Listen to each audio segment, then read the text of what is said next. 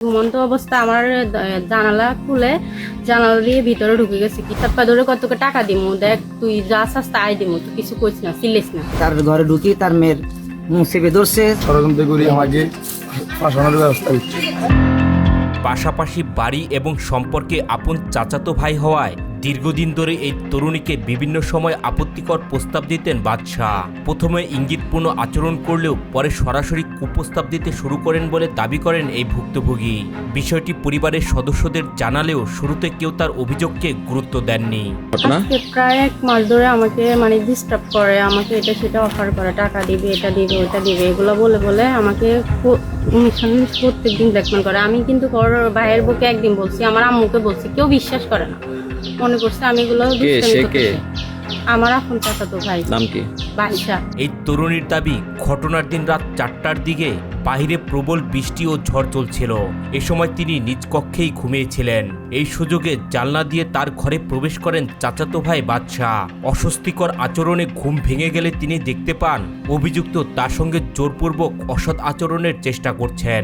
তো এগুলো করতে করতে প্রায় কালকে রাত্রের 4টা বাজে, কালকে না পরশু দিন রাত্রে 4টা। হ্যাঁ, তো এরকম ঝড় বৃষ্টির মধ্যে আমি তো ঘুমাই গেছি। ঘুমন্ত অবস্থা আমার জানালা খুলে জানালা দিয়ে ভিতরে ঢুকে গেছে। কিভাবে আমি বলতে পারি না, আমি তো ঘুমে আর মানুষের মরণে সমান। এই টাইমে কি করছে, আমি তো ঠান্ডা লাগতেছে, আমার হাতটা কিরে এরকম ঠান্ডা লাগতেছে কেন, আমি হাল দিয়ে উঠছি, আমার মুখটা চাপটা ধরছে কিরিস দিয়ে। তরুণীর দাবি, অভিযুক্ত তাকে বিভিন্ন ধরনের প্রলোভন দেখান এবং মুখ চেপে ধরে জোরপূর্বক অনৈতিক সম্পর্কে জড়ানোর চেষ্টা করেন।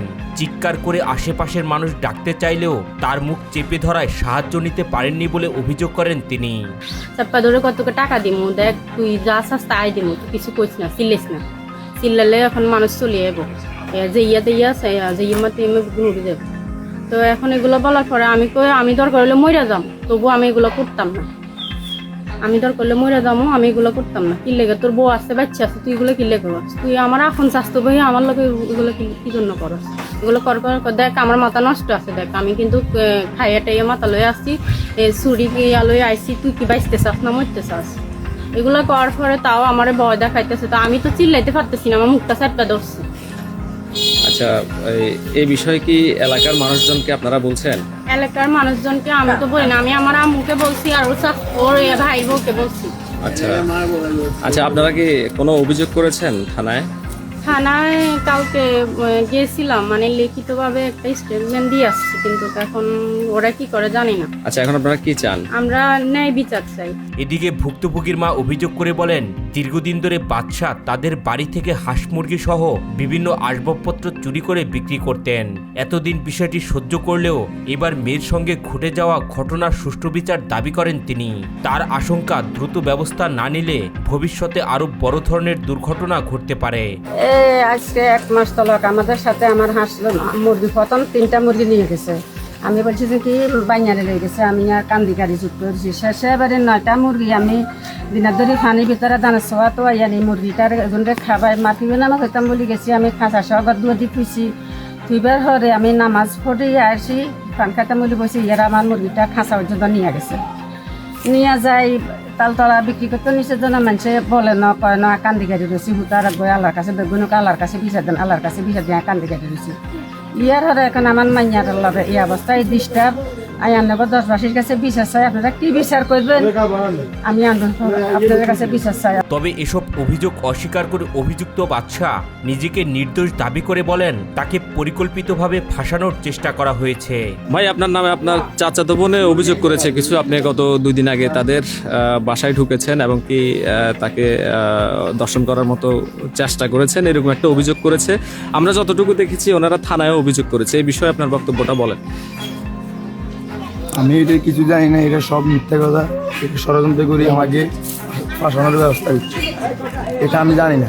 আপনি জান নাই? না। আচ্ছা, এই বিষয়ে আপনি কিছু জানেন না? না। ঠিক আছে। স্থানীয়রা এই ঘটনার নিরপেক্ষ তদন্ত ও দোষীদের বিরুদ্ধে আইনগত ব্যবস্থা নেওয়ার দাবি জানিয়েছেন। তাদের অভিযোগ, বাদশা দীর্ঘদিন ধরেই মাদকের সঙ্গে জড়িত এবং এলাকার বিভিন্ন অপকর্মের সঙ্গেও তার নাম জড়িয়েছে। যে এখানে ঘটনাটা কি হয়েছে আপনি কি জানেন বলেন তো? ঘটনা হচ্ছে যে এখানে আপনার এই ইদ্রিস মিয়ার বাড়িতে, ওমরপুর ইদ্রিস মিয়ার বাড়িতে কমরপুর তালতলায় দিদিনের বাড়িতে আপনার এই তার একটা বাইহুত আছে বাসা, সে সবসময় নাকি তার মেয়েকে বলে ডিস্টার্ব করে, তার হাঁস মুরগি চুরি করে নিয়ে যায়, এগুলা করে তাদেরকে ডিস্টার্ব করে অনেক রকম বেলে।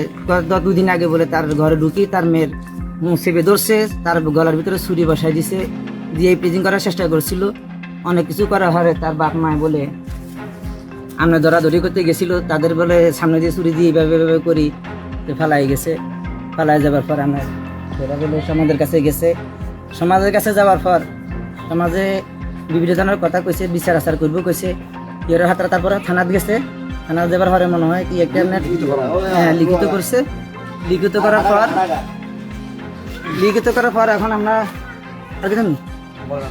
লিখিত করার পর এখন আমরা সবাই আসছি, আমরা সবার কাছে গেছি, আমরা সবার কাছে আবেদন জানাতেছি যে এখন আমরা এটা বিচার চাই, আমরা সুস্থ সমাজ চাই, আমরা এই দুই ধরনের জিনিসগুলোর থেকে বিরত চাই, যে আমরা সমাজে বাস করতে পারতেছি না, এখন আমরা এটা একটা সুস্থ বিচার চাই।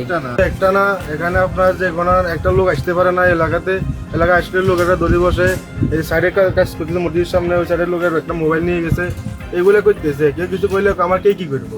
ওপেন মাদক টানে, যে দোকানে ওদের মাদক টানা বিক্রি করা সব এরা কারো কথা কারো কথা শুনে, দিনেও মাদক খায়, রাতেও মাদক খায়, মানে ওইটা কথা তো শুনে না।